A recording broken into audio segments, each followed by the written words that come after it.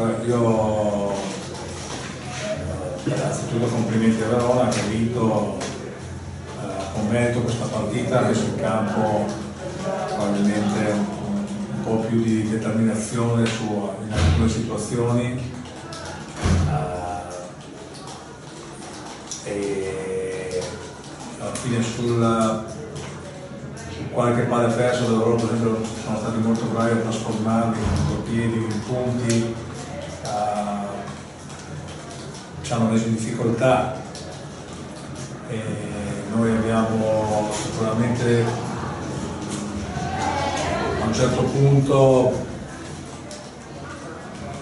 quando potevamo anche ritornare bene in partita, alla fine del terzo quarto invece abbiamo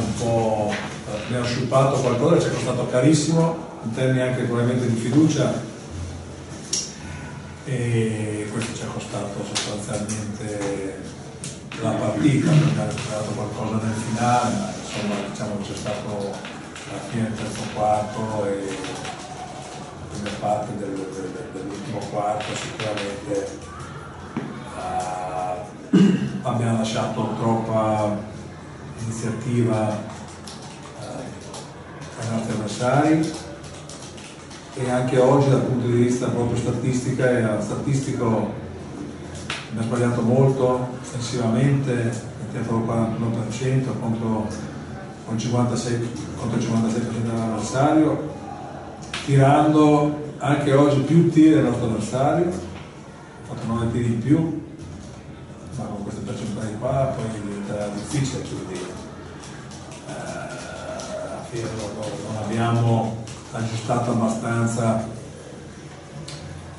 la mira, abbiamo avuto poco, la differenza potete vedere la produzione della panchina dal punto di vista numerico nostra e loro è stata enorme, nonostante noi avessimo in panchina proprio anche per questo motivo, per avere un'arma in più. Purtroppo oggi era un po' spuntata rispetto al solito,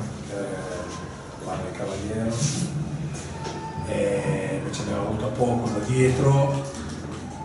e quindi alla lunga insomma questi tre aspetti qua, insomma io sottolineerei uno, la loro capacità di trasformare meglio le nostre palle perse, la percentuale di tiro, la porta dalla panchina, per il macro, ovviamente è chiaro che dobbiamo assolutamente sapere che dall'altra parte troviamo sempre delle squadre che hanno un obiettivo davanti e quindi giocano con grande determinazione. Non possiamo sicuramente essere sorpresi da questo, abbiamo fatto anche un buon primo quarto e poi abbiamo sciupato qualcosa all'inizio del secondo, poi abbiamo recuperato, insomma troppi strappi che alla fine hanno premiato chi è stato un po' più costante la partita dei nostri avversari. Avete qualche domanda? Tutte queste penetrazioni prese con la difesa che si apre a metà, come si catalogano? Sicuramente nell'1 contro 1 abbiamo sofferto la dinamicità, l'esplosività dei loro esterni, Jackson, Rich, anche Kenny ci ha messo in difficoltà per la stazza, ha preso qualche vantaggio dentro, di troppo sicuramente,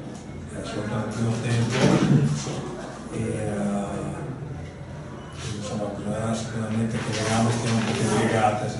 si vuole arrivare ad avere una difesa un po' più attenta, però ripeto, poi sì è vero che il punteggio è un punteggio medio, almeno dopo 2 partite fatte segnare meno di 60 punti, oggi mi serve qualcosa di più, però chiaramente la qualità generale non è stata sufficiente. Okay. Come pensa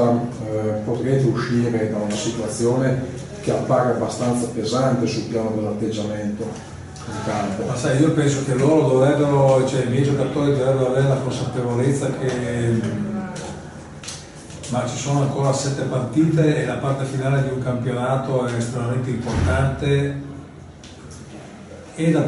per la squadra chiaramente come si va rispetto a quello che era i presupposti iniziali, e anche dal punto di vista personale, perché se la squadra va male non si salva nessuno, non è che qualcuno pensa di essere scemo da fallimenti se la squadra